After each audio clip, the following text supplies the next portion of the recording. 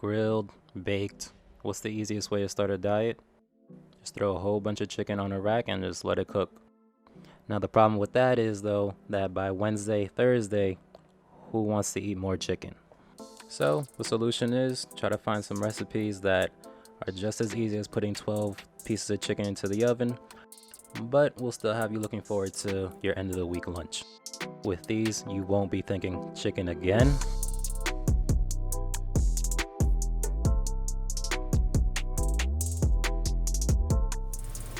Okay, I don't know if I'm in focus, but we'll find out.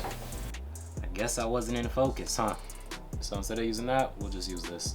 Welcome to Ketosaurus, where I believe that if done properly, following a low-carb lifestyle is not only healthy, but it is sustainable long-term and is not at all restrictive. So today is a meal prep video.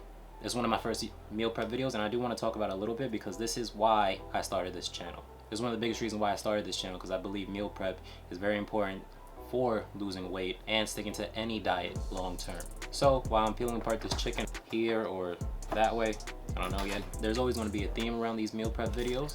Today it was leftover chicken, and how are we going to change it so that we're not eating the same thing throughout the week. Today's recipe shows a buffalo chicken dip, a cauliflower mac and cheese, and just a regular chicken salad.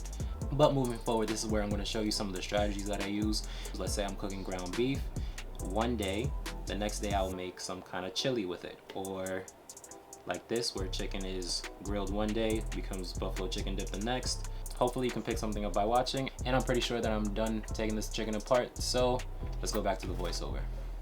First up is buffalo chicken dip. You're gonna reheat the chicken in some oil. Mix that up, make sure it's all well coated. Add in some cream cheese. Then you're gonna add in some ranch. This one is homemade, but you can use any brand or use blue cheese. By now the cream cheese should be softened, so you just wanna mix it all together. And you see, how long should I show me mixing this? Because for me this is taking forever.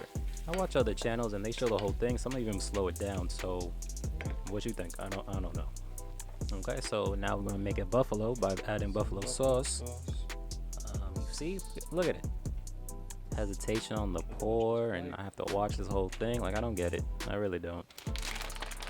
Anyway, we're gonna add in our cheese. This is mozzarella and cheddar. I believe buffalo chicken dip is usually a cheddar-based cheese. See what I mean? Now we're gonna mix again, and this time you get the point, so I'm just gonna speed this one up, and you're gonna let it rest, and it's pretty much ready to serve.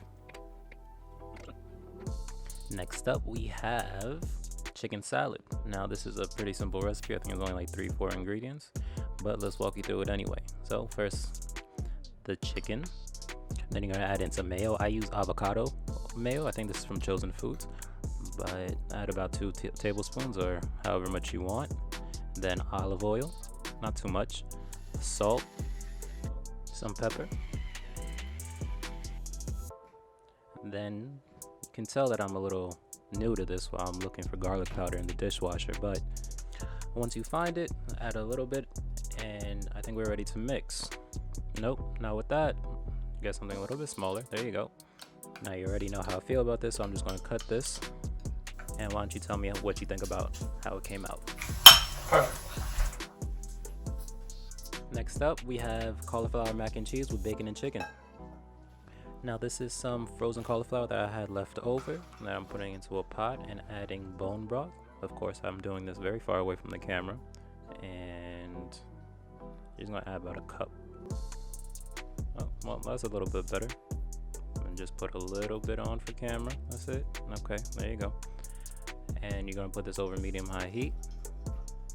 Next, pull out 2 strips of bacon and cut them into bits.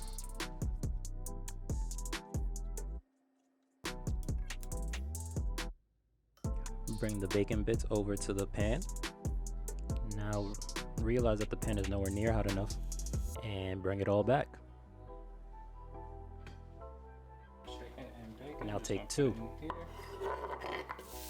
This time it is hot enough. If you don't believe me, here's the proof. And mix again. At this point I'm pretty sure you're doing this on purpose. Now you don't have to wait for the bacon to be completely cooked before putting the chicken in, because we want those to reheat as well as let the bacon finish cooking.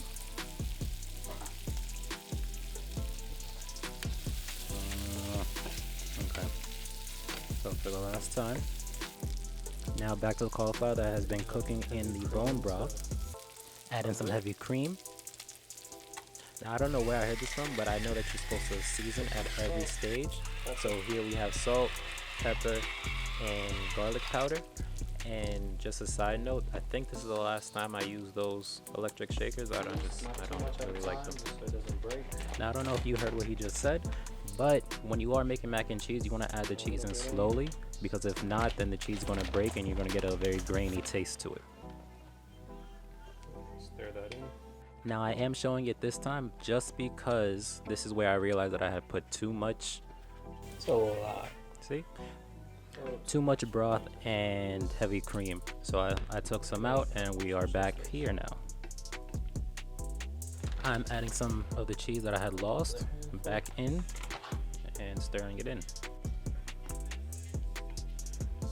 Now going back to the chicken and bacon that has been cooking, it is about ready to add into the rest of the mixture.